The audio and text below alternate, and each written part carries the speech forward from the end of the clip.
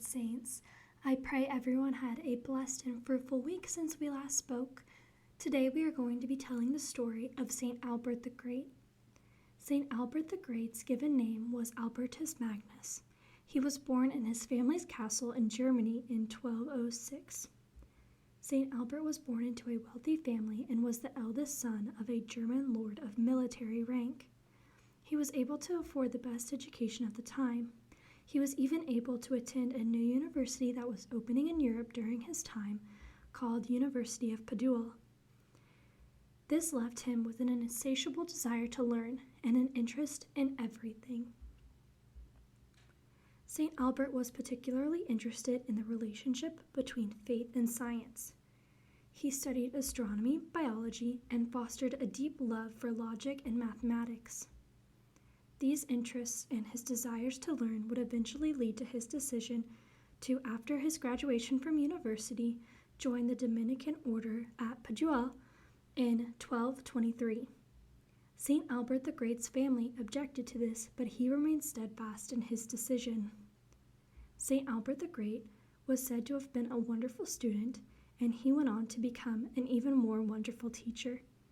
He taught at the universities of Paris and Cologne.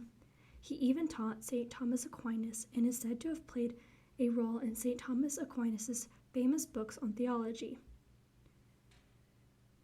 St. Thomas Aquinas was a large man and very shy. Due to these dispositions, he would be called by some a dumb ox. But St. Albert the Great, seeing the intelligence in the heart of his pupil, would say to them, if Thomas was an ox, he would be one whose bellow would be heard throughout the world. St. Albert would be correct in his prediction. It is said that St. Albert gave St. Thomas Aquinas the understanding that God had gifted him intelligence that he could use to help others and share with them the Catholic faith. St. Albert the Great was eventually made bishop in Germany. He ended up resigning after a few years. After his resignation, he served as an advisor to the Pope, but asked for permission to return to his love for science and learning. St. Albert the Great passed away at the age of 74. He lived a great and full life, leaving behind a collection of 38 books with a plethora of subject matters. His work would go on to impact the understanding of the world God had created and how to take care of it wisely. St. Albert the Great earned his nickname during his life. He was called by priests, the church officials, students, and even kings. St. Albert the Great was honored on his feast day of November 15th after his canonization by Pope Pius XI in 1931 for being a saint as well as a doctor, great teacher, and student.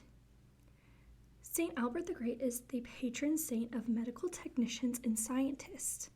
I don't know if you guys have heard this, but we are currently in the middle of a pandemic where we are deeply leaning on medical technicians and scientists. So St. Albert the Great would be a great saint to pray for the intercession for